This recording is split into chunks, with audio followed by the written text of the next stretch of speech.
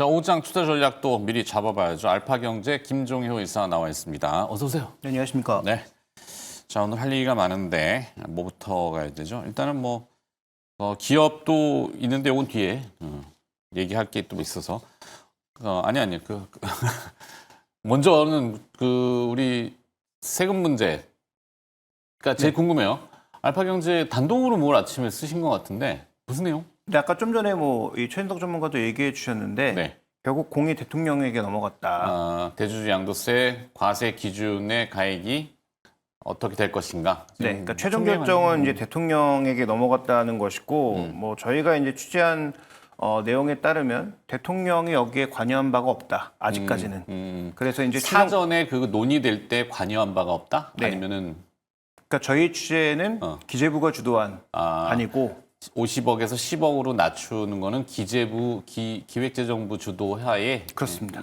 안이 논의가 됐었다. 네, 그게 이제 민주당으로 넘어온 거고 민주당 내에서도 약간의 논란이 있다가 이제 정청래 대표가 전체적으로 이제 이걸 시킨 거 아닙니까? 그러면서 이제 대통령에게 공이 넘어간 상황이라서 네. 아마 지금 그 8월 25일 날 있을 그 트럼프 대통령과의 그 협의 뭐 이런 쪽에 가장 많은 신경을 쓰겠지만 그렇겠죠. 네. 뭐 이런 내용들도 아마 결국 대통령실이나 대통령이 결정할 가능성이 높아졌다라는 게 저희 취재 내용이고요. 그 이전에 대통령이 여기에 관여한 바는 없다. 네. 그러면은 포착된 팩트는 아직 결정난 건 아니지만 그래도 어느 쪽, 10억, 50억? 일단 민주당에서 올라온 안은 기존안을 그대로 가져가든지 기존안이라는 건 50억 유지. 네, 네. 근데 지금 또 안도근 의원이 나와서 여러 가지 얘기를 하는 걸 보니까 근데 안도근 의원은 제가 보기에 기재부 의견을 그냥 대변하는 사람이거든요. 약간 그렇죠.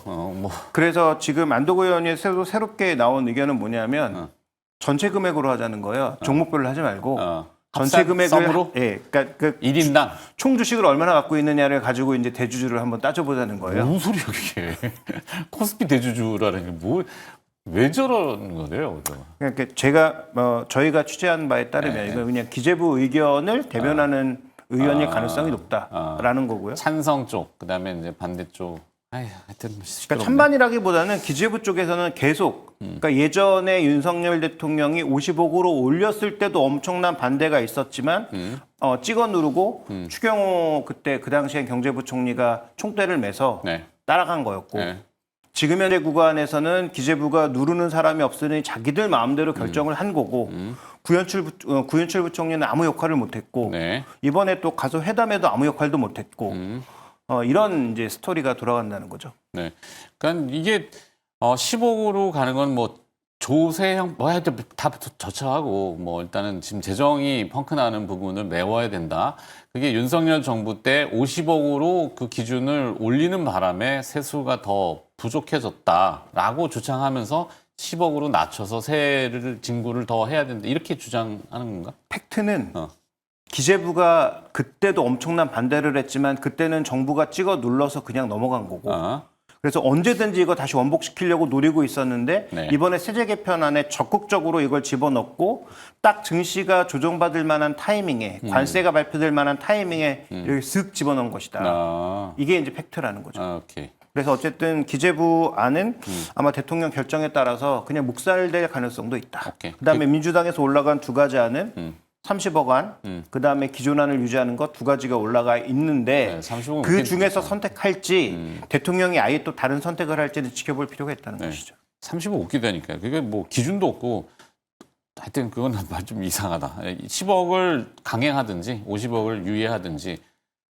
서프라이즈 100억은 좀 힘들 것 같고 그죠? 논의가 아직 안 돼 있으니까. 그러니까 결국은 안도근 안이 나온 그 안이 나온 이유는 하다 보니까 자꾸 얘기가 흘러가는데 그 안이 나온 이유는 기재부에서 지금 흘러가는 분위기가 또 안 될 것 같잖아요. 그러니까 안도근 의원을 통해서 이런 의견을 또 한번 쓱 흘리고 있는 거다. 이렇게 보시면 될 것 같습니다. 참 잘한다. 잘하겠죠. 자, 대만 가권 지수는 2%. 대만의 상징적이죠. 가권 지수의 거의 전체다라고 할 수 있는 TSMC는 4% 오늘 오릅니다. 급등이라면 급등이죠. 인덱스 기준인데 우리는 지금 코스피 0.4%, 삼성전자는 물론 그냥 선방하지만 2%. 물론 이제 그런 세제 개편안 때문에도 일각 좀 발목이 잡힌 부분도 있지만 반도체 관세 100%, 대만은 면제라고 지금 나오는 것 같아요. 우리는 아직 애매모호하다. 그냥 최애국 대우만 받을 거야라고 약속 받았어. 뭐가 진실일까요? 일단 여기서부터 저는 그 팩트를 좀 제대로 짚고 넘어가야 돼. 오늘 이제 뭐 주제로 잡은 건 이제 애플의 삼성전자 맞아요. 투자인데 애플은 왜 이럴까라는 부분, 그다음에 반도체 100%는 과연 가능할까, 이 두 가지 우리가 관세 따져볼 100%. 필요가 있는데요. 네. 반도체도 이제 비메모리하고 메모리가 있잖아요. 네. 비메모리는 이미 두 가지 공장이 있죠.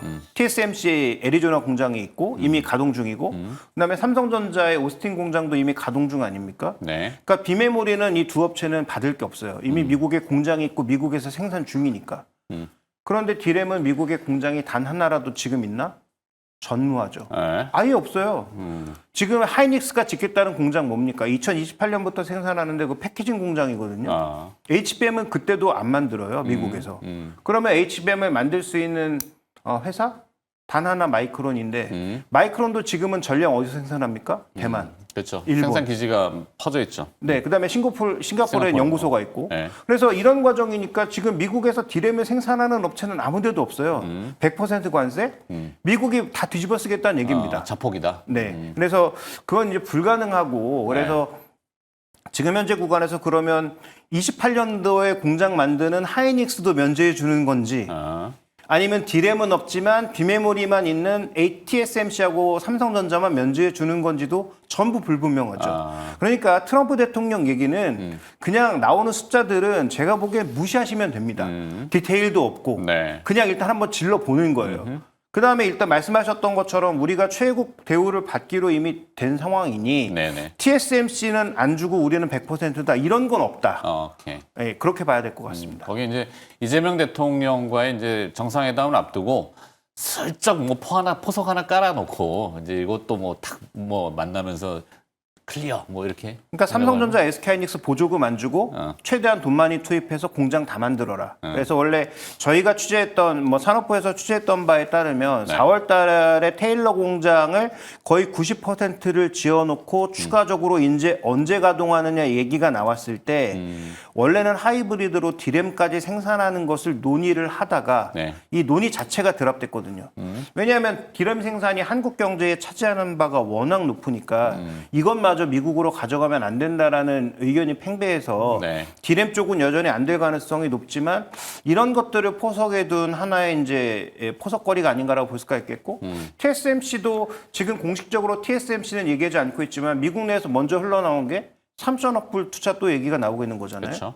그러니까 이제 그런 얘기 흘러나오면서 미국은 자국 내에서 생산하고 싶은 제약바이오, 반도체, 배터리 이런 것들에 대한 압박을 굉장히 구체적으로 강하게 놓고 있는 것이다라고 이해를 하시는 게 맞을 것 같고요. 오늘 나온 애플 이슈도 딱 한 가지죠. 뭘까요? 애플이 결국은 제조 공장을 미국에 지을 거냐, 아. 제조 공장을 지으면 부품사는 어디까지 끌어올 거냐라는 것. 그래서 지금 메인 공장, 조립 공장 놓고 그 옆에다 부품사 공장들까지 쫙 끌어오는 방향으로 갈 거냐. 네. 그러면 그들의 국적은 제각각인데 네. 그 관세는 어떻게 할 거냐라는 것. 그래서 애플이 공장만 미국에 만들어 놓으면, 조립 공장만 만들어 놓으면 그 옆에 따라오는 모든 부품사 공장들도 다 관세 면제되는 것? 이게 아직도 아무 그 상황이 나오지 않으니까 그래서 애플이 전량 소니에다 주던 이미지 센서를 SIS를 미국의 공장에 있는 삼성전자에게 삼성한테. 돌리는 거죠. 그러니까 삼성전자의 아이소셀이 과연 그 소니의 CCD보다 좋으냐? 이건 조금 다른 문제입니다. 이미 시장 점유율에서는 소니가 압도적이니까요. 그렇죠. 그래서 현재 지금 애플의 공급망 재편도 만약에 미국의 제조 공장을 짓는다면 미국의 공장에서 현재 생산하고 있는 업체들을 최대한 끌고 갈 가능성이 높고, 그러면 얘기를 우리가 어디까지 확장시킬 수 있느냐. 지금 애플의 최대 벤더는 누가 뭐래도 LG하고 중국 벤더들인데 네. 그럼 여기는 배제되는 건가? 어허. 이런 논의도 이제 앞으로 고민해 봐야 되는 상황인 거죠. 그러겠네요. 몇 분 남았을까? 6분 남았네. 추가로 그러면 이 뭐 지금 낙수효과로 뭐 아까 얘기했던 서플라이 체인들 관련 기업들이 들썩들썩은 하는데 조금 더 깊게 갈 수 있을까? 어떻게 보세요, 그거는? 네, 일단 삼성전자가 테일러 공장을 거의 90% 만들어 놓고 주저주저 했던 건 일단 일감이 없기 때문이기도 하고, 그렇죠. 그다음에 뭐 또 정치적으로 연결해 보자면 이재용 회장의 법적 판단을 예전에. 앞두고 나왔던 여러 가지 이슈들을 좀 자제했던 것 같기도 하고, 네. 뭐 그런 이슈 때문에 여기에 이제 투자가 늘어나고 본격적으로 장비 반입이 시작된다면 뭐 관련 업체들에게 수혜가 돌아가는 건 너무 당연한 거죠. 그러니까 최근 들어서 원익그룹이 들썩이는 이유, 좀 전에 최현덕 매니저가 얘기했던 뭐 솔브레인 같은 종목이 또 들썩이는 이유 다 그럴 수 있고요.